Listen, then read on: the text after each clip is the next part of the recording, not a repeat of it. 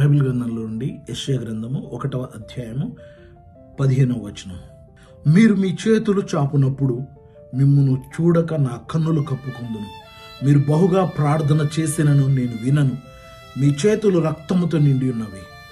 మిమ్మును కడుగుకొని శుద్ధి చేసుకొనుడి. మీ దుష్క్రియలు నాకు కనపడకుండా వాటిని తొలగింపుడి. కీడు చేయుట మానుడి, మేలు చేయ నేర్చుకొనుడి.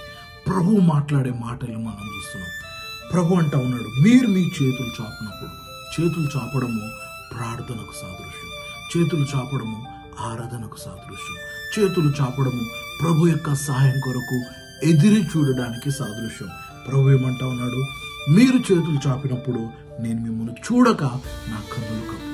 ఎంత బాధకరమైన విషయం. మనం చేతులు చాపేదే ప్రభు సహాయం కొరకు, మనం చేతులు చాపేదే ప్రభు మనల్ని బలపరచాలని. అటువంటి సమయంలో సహాయం చేసే ప్రభువే తన యొక్క కన్నులు మూసుకుంటా ఉన్నాడు అంటే దాని అర్థం ఏంటి? ఎంతగా మనం ప్రభువుని బాధ పెడతా ఉన్నాం మన క్రియల చేత. చూడండి, మీరు బహుగా ప్రార్థన చేసినో నేను విన్నాను. చూడండి, బైబిల్లో ఏదే యెషయా గ్రంథంలో చదువుతాం, రక్షింపు నేర్పిడినట్లు యెహోవా హస్తం కురుచ కాలేదు, వీరు నేర్పిడినట్లు ఆయన చెవులు మందం కాలేదు. ఆయనను మీ పాపములు మరి దేవునికి మీకు అడ్డంగా ఉన్నాయి.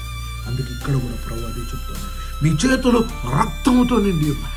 అపరాధము చేసిన చేతులు రక్తాపరాధంతో ఉన్నాయి. అందుకే ప్రభు అంటా ఉన్నాడు, మిమ్మల్ని కడుగుకొనుడి, శుద్ధి చేసుకోండి. ఎంత ప్రేమ కలిగి చూడండి.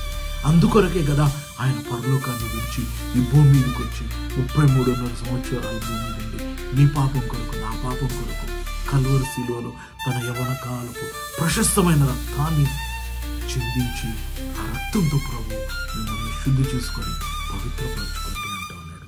మీ దుష్క్రియలు నాకు కనపడకుండా వాటిని తొలగింపుడి, కీడు చేయడం మానుడి, మేలు చేయడం. ప్రభు ప్రతి ఒక్కరి జీవితంలో పరివర్తనను ఆశిస్తాను.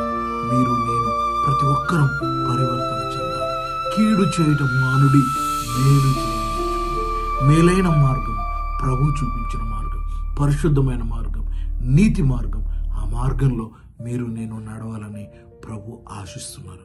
కాబట్టి దేవుని యొక్క బైబిల్ గ్రంథాన్ని చదువుతూ ప్రార్థన చేస్తూ పరిశుద్ధమైన ప్రభు మార్గంలో ప్రభుకు మహిమ తెచ్చే విధంగా మన ఆత్మీయ జీవితం ఉండాలని, ప్రభు మార్గంలో మనం అందరం నడుచుకోవాలని నా హృదయపూర్వకంగా ఆశిస్తున్నాను. ప్రభు కృప మీకు తోడైంది, ఆయన సన్నిధి మీకు తోడుగా ఉండి పరిశుద్ధమైన మార్గములో మిమ్మల్ని నడిపించునుగాక. ఆమేన్. ప్రార్థన. ప్రభువా, ఈ వాక్యం వింటున్న బిడ్డలందరినీ మీ దీవెనలతో నింపి మీ ఆశీర్వాదాలు దయచేయమని యేసుక్రీస్తు నామములో ప్రార్థిస్తున్నాము తండ్రి.